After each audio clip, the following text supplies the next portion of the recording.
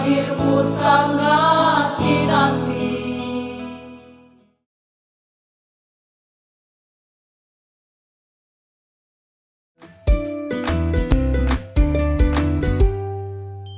Salam dan bahagia, Ibu Bapak Guru hebat dan praktisi pendidikan, dimanapun Anda berada.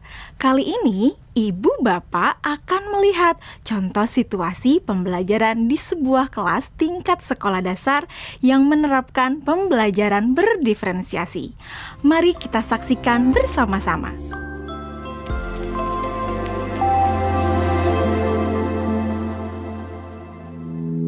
Organ tubuh manusia. Minggu ini, Pak Kasim ingin mengajar sebuah materi tentang cara kerja salah satu sistem organ tubuh manusia, yaitu sistem pencernaan. Adapun tujuan pembelajarannya adalah melalui diskusi kelompok dan penugasan mandiri. 1. Murid dapat menjelaskan fungsi organ pencernaan pada manusia. Kedua, murid dapat membuat model dan menunjukkan cara kerja sistem pencernaan manusia. Sebelum pembelajaran dilakukan, biasanya saya akan melihat tujuan pembelajaran atau target apa yang akan saya capai pada hari itu. Setelah itu, saya melihat data atau informasi terkait murid-murid saya untuk menentukan strategi pembelajaran yang tepat dan penilaian yang sesuai. Saat merencanakan pembelajaran, Pak Kasim mempersiapkan beberapa sumber belajar yang menurutnya akan membantu murid-muridnya belajar sesuai dengan kebutuhannya. Sumber daya belajar yang disiapkan diantaranya adalah sebuah poster, berbagai bacaan yang memuat pembahasan tentang bagaimana organ pencernaan bekerja dari beberapa sumber. Ada yang berupa beberapa buku bacaan dengan tingkat kesulitan berbeda-beda, artikel sederhana, mengunduh sebuah video singkat yang sesuai dengan apa yang ia ingin anak-anak pahami, membuat kartu-kartu pertanyaan untuk membantu murid mengkonstruksi sendiri pemahaman mereka tentang cara kerja sistem organ pencernaan dengan menjawab pertanyaan. Sumber belajar yang beragam ini tentunya tetap sesuai dengan tujuan pembelajaran yang ingin dicapai atau dengan kata lain mengimplementasikan diferensiasi konten.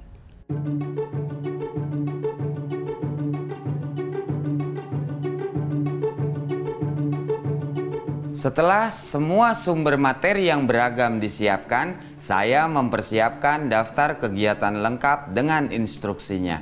Misalnya, membaca buku atau artikel dan lain sebagainya, mengamati poster, mendiskusikannya, dan kemudian membuat ringkasan untuk menunjukkan pemahaman tentang isi poster tersebut.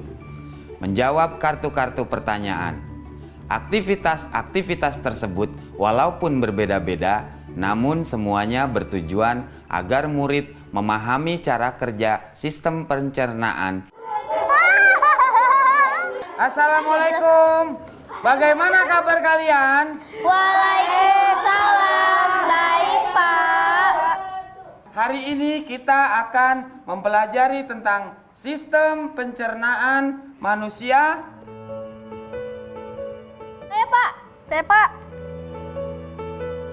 Di awal pembelajaran, Pak Kasim memberikan penjelasan kepada semua murid yang ada di kelasnya tentang tujuan pembelajaran dan konsep kunci yang ia ingin anak-anak kuasai.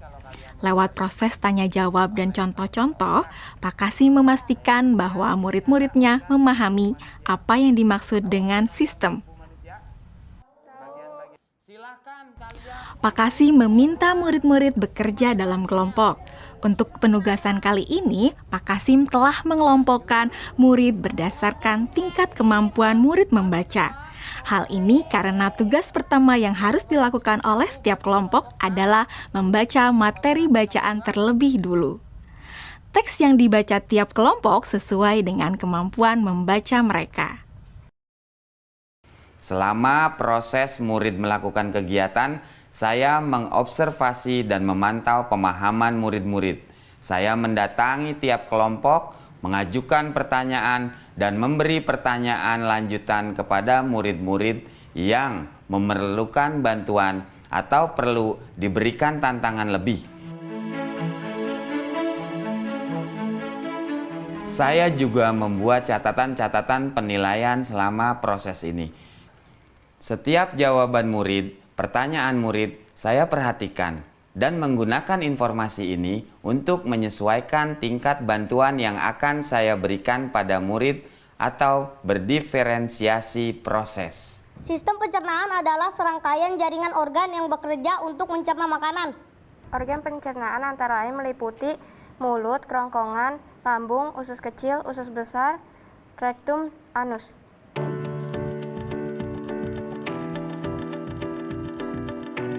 Sekarang silakan membuat model yang menunjukkan sistem kerja pencernaan manusia secara mandiri. Selama proses murid-murid membuat model sistem pencernaan, Pak Kasim berkeliling melihat pekerjaan murid untuk mengetahui sejauh mana pemahaman murid.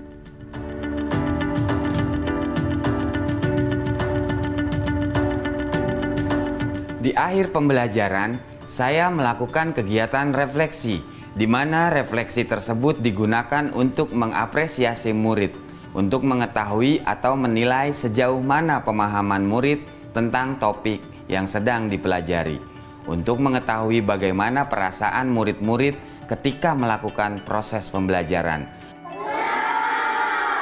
Agdas, Senang, Pak. Arjuna, Senang, Pak. dan tentunya semua ini dapat menjadi informasi bagi saya untuk mengembangkan proses pembelajaran selanjutnya. Ibu dan Bapak guru hebat, demikian video singkat salah satu contoh penerapan pembelajaran berdiferensiasi di jenjang sekolah dasar. Tetap semangat Ibu dan Bapak guru hebat, salam dan bahagia.